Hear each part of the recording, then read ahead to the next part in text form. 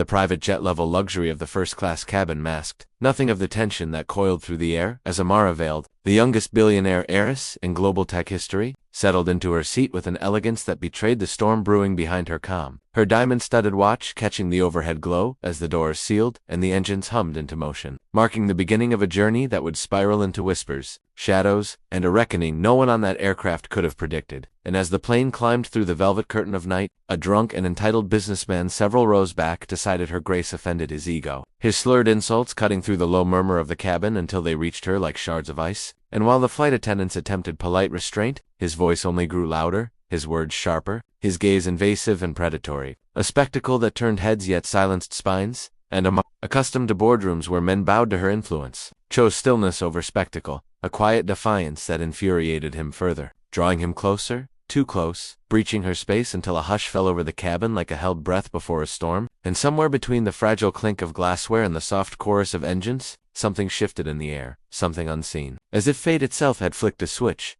for what looked like harassment was merely the surface of a much deeper, more dangerous current, a carefully orchestrated move in a game years in the making, and as the man's hand grazed her arm in mock familiarity, a sudden click echoed, almost imperceptible, yet powerful enough to freeze him mid-motion as Amara turned her head slowly, her eyes no longer soft but sharp as tempered steel, and in that gaze lived secrets, power, and a history the world had never known. Because this flight was never about travel, and Amara Veil was never merely a girl of fortune, but a strategist navigating a collapsing empire, a woman who had bought silence in every corner of the globe, yet never anticipated the betrayal that now unfolded thousands of feet above the earth. And as the man stumbled back under the weight of her stare, murmurs rippled like a warning tide, and the quiet passenger in the aisle seat beside her, who had remained shadowed and silent since boarding, finally shifted slightly, enough for the cabin lights to graze his profile, revealing a familiar face that finance magazines once praised and then erased. A man who vanished the day Amara inherited the Veil Consortium, the former security chief who was believed dead, now sitting calmly as if this coincidence was never coincidence at all, and when he whispered her name under his breath, not as greeting but as confirmation, the real story began to surface, unseen yet unstoppable, and the drunk man's bravado evaporated into cold fear as other passengers began to realize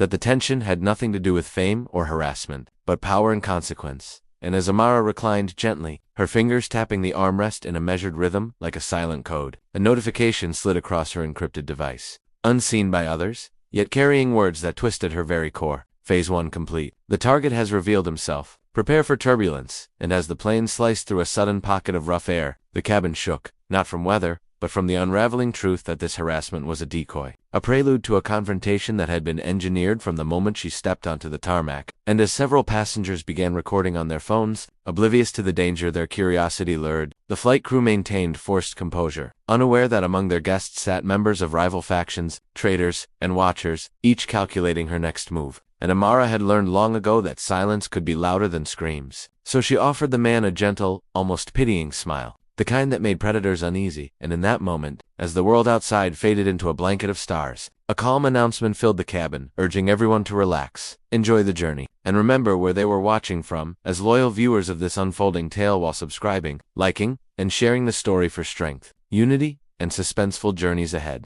Broadcasting their location to connect the global family, witnessing this dramatic descent into truth, and still the story tunneled deeper as the former bodyguard leaned toward her with the slightest tremor in his voice, admitting that the board had been compromised, that her shareholders were hunting her downfall, that the very man pretending to be a harasser was bait placed to draw out her unseen allies. And Amara listened as the aircraft roared against the night sky, understanding now that her fortune was no shield but a target, and as she gazed out the window at the distant shimmer of another city waiting silently below, she realized that this was not merely an airborne altercation but the ignition of a war hidden behind polished headlines and billion-dollar smiles. A war she had prepared for in silence, studied for in secret, and now embraced with a composure that unsettled even her enemies. Because Amara Veil had already anticipated betrayal, had already written contingencies, and this plane was only the stage for the first reveal, the first twist in a story that would test loyalty, sacrifice, and power beyond imagination. And as cabin lights dimmed and uneasy whispers floated through the air, she closed her eyes briefly, not in fear but in resolve, knowing that when they landed, nothing would remain the same, and somewhere far below, forces already moved into position.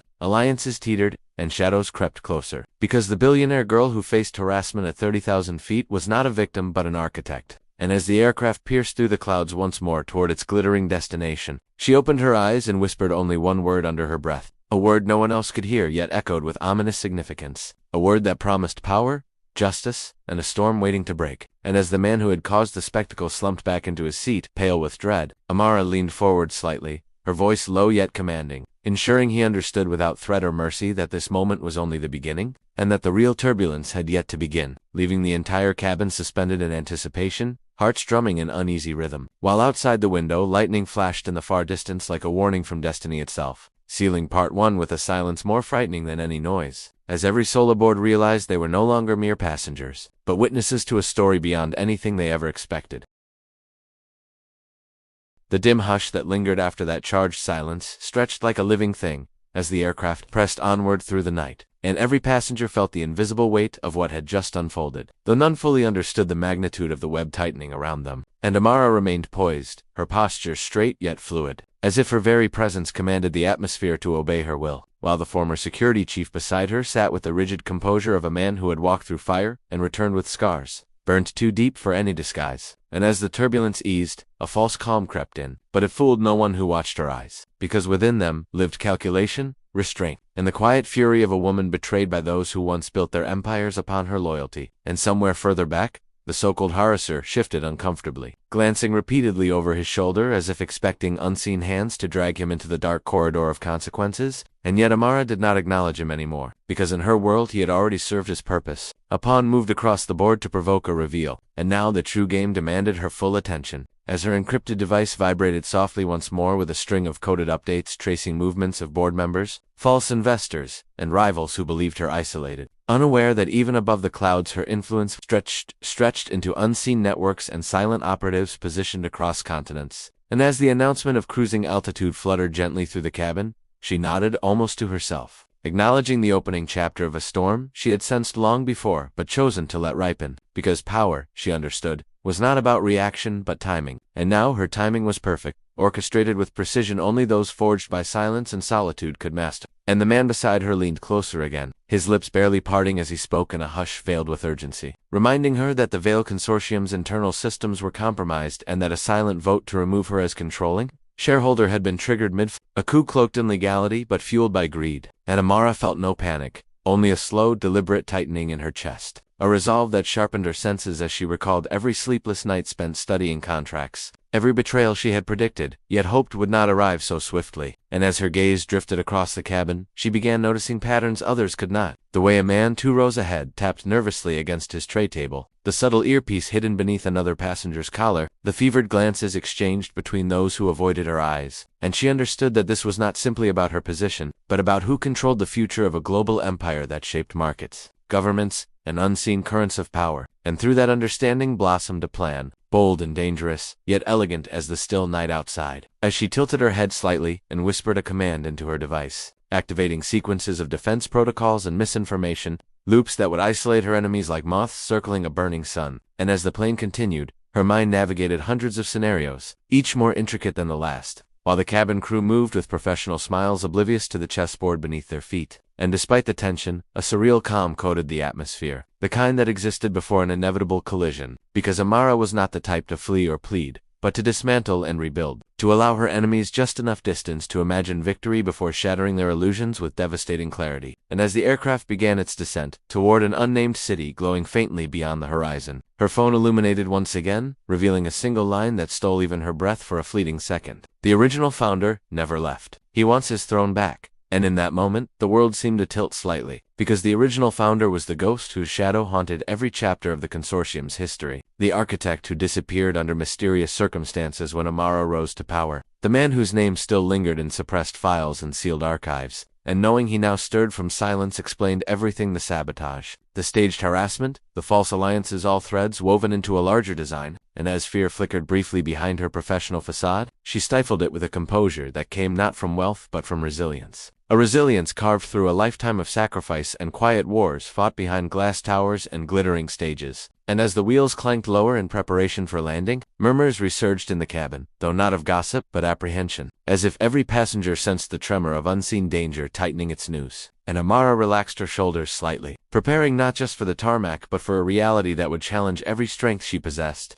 because once the doors opened, her isolation would end and the battlefield would expand beyond the narrow confines of the aircraft into a city crawling with eyes, cameras, and forces eager to witness her fall or her triumph. And yet unknown to them, even as her enemies maneuvered pieces into place, she had already shifted the entire board, placing her own agents into their foundations, sowing doubt where they planted confidence, whispering influence where they sowed control. And when the plane finally kissed the ground with a gentle shudder, a ripple of relief swept through the cabin. Yet beneath that surface beat a crescendo no one truly grasped. And as the seatbelt sign chimed softly, Amara rose with graceful certainty, her heels echoing faintly against the aisle, as if announcing not her surrender but her arrival into the next phase. And with every step she took toward the exit, the air itself seemed to part for her, a silent acknowledgement of the storm she carried within, while the former security chief followed closely, his eyes scanning every shadow, every subtle shift of movement, because they both knew that danger no longer whispered but watched openly. And as the cabin doors hissed and opened to the waiting night air, flashes of cameras and distant voices rose like a chaotic symphony, evidence that her spectacle had already spread beyond the plane, curated into headlines and whispered rumors across digital skies, transforming harassment into narrative.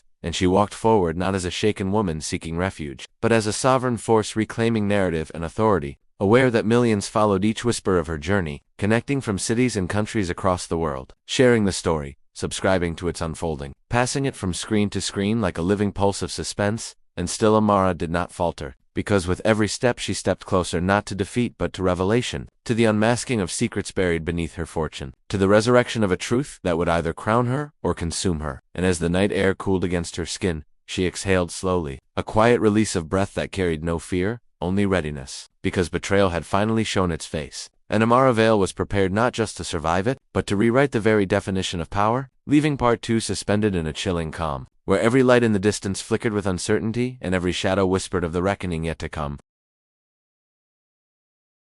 The night outside the terminal glowed with harsh, artificial brightness, and yet an unnerving stillness clung to the air, as if the city itself held its breath, waiting for Amara's next move. And as she stepped onto the polished floor, a corridor of silent tension unfurled before her, lined with security that appeared official but carried the unmistakable posture of private control. Men and women whose faces bore the discipline of those trained not merely to protect but to obey shifting powers. And Amara sensed instantly that this reception was not arranged by her team, which confirmed her suspicion that the reach of her opponents had extended far further and faster than anyone anticipated. Yet she did not slow her stride, nor did she allow her expression to betray the echo of unease flickering beneath her carefully sculpted calm. Because in moments like these, power was not asserted through force but through presence, and her presence filled the hallway like an unspoken command, drawing eyes, bows, and subtle flinches in her wake. The former security chief stayed close, his quiet vigilance mirroring the unease crawling beneath the polished surface of everything around them. And as they moved further from the public terminal into a restricted corridor that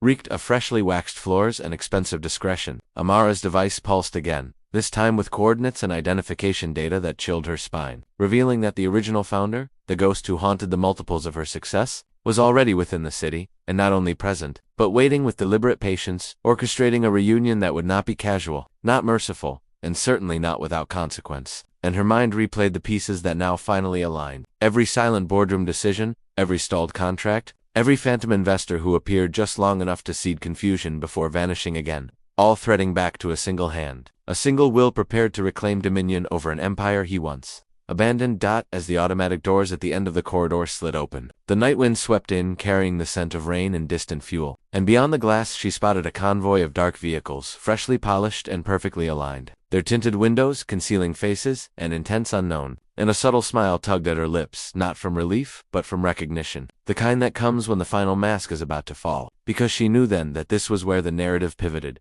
not into escape, but into confrontation. And as she stepped toward the lead vehicle, one door opened seamlessly, revealing the silhouette of a man seated inside whose posture alone radiated command. And in the faint glow of passing streetlights, his features emerged slowly, sharp cheekbones, silvered hair, eyes cold as polished obsidian, eyes that surveyed her not with admiration nor curiosity but with claim. He did not speak immediately, did not offer greeting or apology, only observed her as if confirming that a long-anticipated vision now stood before him in flesh and blood. And Amara tilted her head slightly, acknowledging the psychological battlefield in which he attempted to anchor his dominance, yet refusing to give him the satisfaction of recognition, because even ghosts must earn their place in the present. And as silence stretched between them, he finally smiled, a thin, knowing curve that carried both familiarity and implicit threat. Murmuring her name like a possession he thought he had reclaimed, and every syllable seemed to echo years of buried history. Years when she had fought through reluctant alliances and inherited Heiress to build something stable from what he destroyed. He spoke of legacy as though it was his alone, of mistakes as though she were the consequence and not the successor. And as he gestured for her to enter the vehicle, she complied, not out of submission but strategic calculation, because understanding the enemy always meant stepping closer to the fire. And the door sealed behind them with a soft hydraulic hiss, encapsulating them in an island of leather, restrained luxury, and latent tension, while outside the world continued as though nothing momentous unfolded within that quiet steel cocoon. And the car drifted forward, gliding into the nocturnal arteries of the city as though nothing had shifted, though in truth the foundation of a global empire trembled at this clandestine convergence. Inside the vehicle, the former founder's voice unfolded with deliberate calm as he elaborated on his vision, his accusations woven with charm, his narrative twisted through selective truths and calculated nostalgia, painting her eyes as a distortion of his intent, accusing her guardians of corruption and her board of betrayal, casting himself as both martyr and mastermind. And Amara listened, absorbing every confession, every trace of arrogance, because within his monologue she discovered not just the catalyst of tonight's chaos, but the fragility behind his obsession. A man unable to reconcile the loss of power, dressing vengeance as restitution, control as restoration, and yet at the precise moment he believed his words had infiltrated her psyche. Amara leaned back slightly, her expression cool, unyielding, and it was then that the fabric of dominance began to unravel. She spoke not loudly, but with a clarity so sharp it cut through his illusion like light through glass, reminding him that legacies are not inherited by force but proven by evolution, and that true power was not seized through manipulation but sustained through vision. And with every measured syllable, she dismantled the emotional scaffolding he constructed, exposing the insecurity beneath the bravado, the desperation behind the calculated charm. And yet he only smiled wider, revealing that he had anticipated this resistance, that the entire spectacle, the harassment, the exposure, the turbulence of fear he had released into her world, had one ultimate purpose, not merely to break her authority, but to test her loyalty to the empire. And now that she had passed his unspoken threshold, he wished not her demise but her alliance. As Karagant in a twisted vision of restored supremacy, a throne built on control and compromised intention. But Amara had not come this far to kneel to nostalgia, and as the city lights blurred beyond their sealed sanctuary, she activated a sequence on her device unseen by his eyes but devastating in reach, a protocol she had designed for the rarest and most dangerous contingency. And within moments, a digital cascade ignited through the Veil Consortium's network, revealing to the board and global oversight committees a thorough archive of the founder's illicit maneuvers, his corrupt allegiances, his offshore shadows, exposing every compromise deal he had forged in secrecy. And as alerts flashed across countless screens worldwide, the convoy slowed abruptly, the man's expression tightening not with fear, but with the acknowledgement of a game well played. And yet even in defeat, there was no surrender within him, only a growing awareness that Amara had surpassed his expectations, embodying not merely a successor but a sovereign. The car came to a halt beneath a towering overpass where the echo of traffic above blended into the hum of approaching sirens. And slowly, ever so slowly, Amara pushed the door open, stepping back into open air that crackled with unresolved consequence. And as she turned one final time toward the man who had once controlled the narrative, and now stood imprisoned by his own ambition, she delivered not threat nor praise, only truth. A quiet declaration that this empire would not be reclaimed through fear or shadows, but rebuilt through transparency, intention, and the courage to confront even those who believed themselves untouchable. And as security forces approached, his silhouette remained carved in defiance, but she no longer saw him as an adversary, only as a relic of a world that no longer existed. Dawn began its slow rise over the skyline as she walked away, each step echoing against the pavement not as retreat but as victory forged through clarity. And behind her unfolded the collapse of an old narrative, while before her stretched the limitless horizon of one she would redefine on her terms. And as whispers of the night's revelation flooded media feeds and global consciousness, a new legend took flight, not from scandal but sovereignty, not from fear but from strength. And Amara Vale continued forward, eyes lifted toward the coming sun, knowing that though betrayal had burned her path and turbulence tested her resolve, she had emerged not as a victim of circumstance, but as the architect of a future no one else could write. And in that singular moment, as light kissed the city and shadows receded reluctantly, she realized that true power was not born in silence nor measured in billions, but forged in the quiet defiance of choosing self-honor over domination. And with that realization, the world shifted, the story concluded, and a new legacy began, leaving behind nothing but awe, reverence, and the undeniable truth that the billionaire girl once harassed on a plane had transformed the very meaning of strength.